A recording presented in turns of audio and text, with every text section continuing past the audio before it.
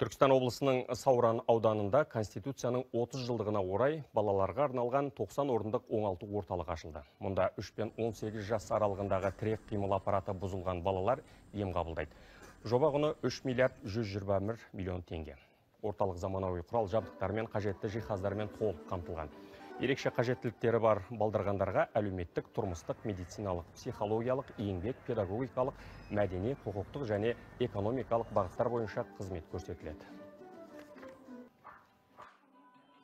Атап айтар болсақ, дефектолог, логопед, психолог маманы, емдік дене шынықтыру инструкторлары, еңбек инструкторлары балаларға оңалту іс-шараларын көрсету мақсатында жұмыстар атқарады. Бұл стационарлық жағдайда, яғни 60 баламыз осында жатып оқиды. 30 ол психоневрологиялық ауытқуы бар балаларға күндізгі қатынау бөлімін жоспарлап отырмыз. Алдағы уақытта ол балаларымыз, яғни таңертең келіп, кешке кетіп, үй жағдайында болатын балалар болып саналады.